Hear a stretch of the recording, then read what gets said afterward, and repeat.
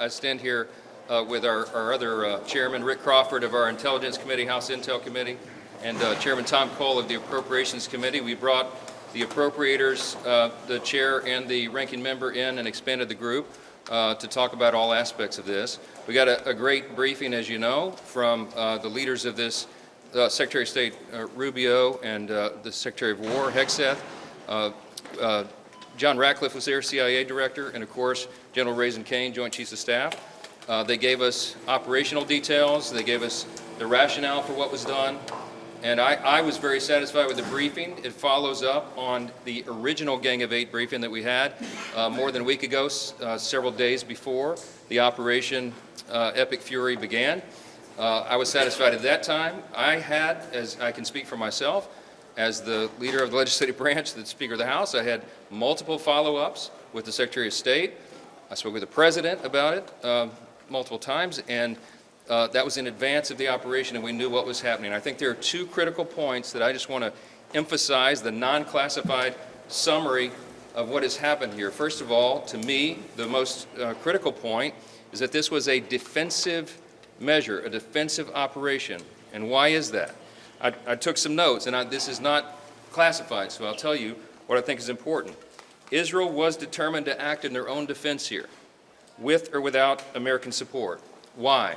Because Israel faced what they deemed to be an existential threat. Iran was building missiles at a radical and a rapid clip to the point where our allies in the region could not keep up. As you know, Iran has long vowed to take out Israel, wipe it off the map, and they have long seen that as a critical threat to their very existence. Because Israel was determined to act, with or without the U.S., our Commander-in-Chief and the administration and the officials I just named had a very difficult decision to make. They had to evaluate the threats to the U.S., to our troops, to our installations, to our assets in the region and beyond. And they determined, because of the exquisite intelligence that we had, that if Israel fired upon Iran and took action against Iran to take out the missiles, then they would have immediately retaliated against U.S. personnel and assets. We have troops in harm's way, and we have many Americans in the region, and that was of a great concern. If we had waited for all of those eventualities to take place, the consequences of inaction on our part could have been devastating. We don't know at what magnitude, but you can assume, because it is common sense, that if Iran had begun to fire all of their missile arsenal, short and mid-range missiles, at our personnel and our assets and our installations, we would have suffered staggering losses. And if we had waited to respond before acting first, then those losses would have been far greater than if we had done what we did.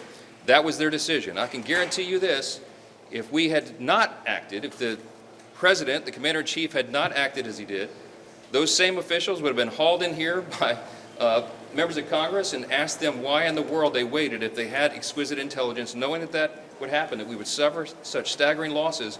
Why did they not act to prevent it? So I am convinced that they did the right thing. There's another critical point. What were the objectives?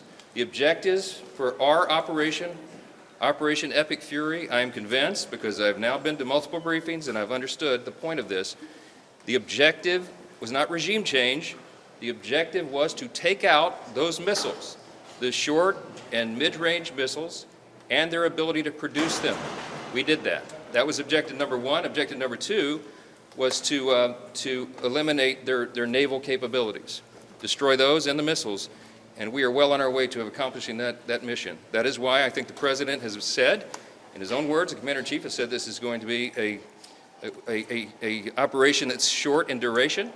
We certainly hope that's true. We pray for our troops and all those in harm's way, our allies as well. I am encouraged that our NATO allies are standing with us. The Arab states are largely standing with us, publicly, certainly privately. Iran was a great threat to everybody in the region and everybody in the world because it was an evil regime. The Ayatollah is no more. That was not the mission of the U.S. to go in and take out the regime, but that happened, and in my estimation, that is a great development for freedom-loving people around the world. If you guys want to make comments, go ahead, Graham. Sorry, Speaker. Yes. Do you guys discuss the need for supplemental to get some new munitions and other things that our military might need? It was brought up in discussion. There are more details to be determined, of course. It depends upon how long the operation goes and what the need is. But our appropriators certainly asked that question, but I think there'll be some time before we can put a final number on it. Mr. Speaker, is there at any point you think Congress will need to give congressional authorization?